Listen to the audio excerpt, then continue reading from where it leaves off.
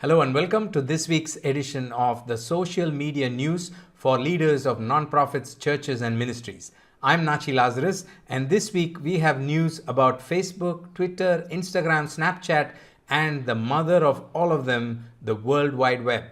It's a very interesting lineup this week and you don't want to miss it. This is the show where we bring you the top 5 social media news that you need to know for this week in less than 5 minutes. Let's get started.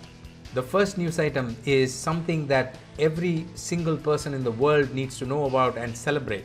It's the 30th anniversary of the World Wide Web, which is the foundation of all things social media, internet, technology, smartphones, all of this. And that was the foundation of all that we enjoy today.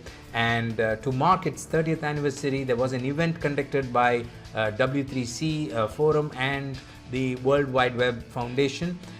In the event, Tim Berners-Lee, who was the inventor of the World Wide Web, he spoke about the current state and he shared his thoughts. It's a fascinating interview, and I will link the details of the interview and the write-up in the notes. Do check it out and please read it, because he called the current state of the internet as dysfunctional. And very interesting thoughts about what we need to do and how the next 30 years needs to be. I was very fascinated to read it. I will link it and you can check it out. Happy 30th birthday, World Wide Web. The second news is about Facebook, but it's also connected to our first news item of the World Wide Web, because this is about Facebook's report on its efforts to improve the connectivity of internet in the world. So Facebook has been doing a lot of things to improve internet connection around the world, because their entire business model depends on people being on the internet. So more people get on the internet, the more chances of people getting on social media and using Facebook. So Facebook has been very keen to connect people around the world. So there has been a recent research report that they worked on together with The Economist, and the report is called the Inclusive Internet Index 2019. So I will link it to the notes. Please check it out. It's a fascinating report about how connectivity is going on around the world and how people are getting connected and what are some of the challenges, what has been happening since 2018 and 19. There's been a lot of interesting changes and fluctuations, which I think as a leader of nonprofit or church or a ministry, you need to know about. So do check it out if you are into that kind of thing. I'm very interested in knowing about the trends and research and what the future looks like. So if you're like me, I highly encourage you to go click on that link. I have given the link to the research report and you can go through that.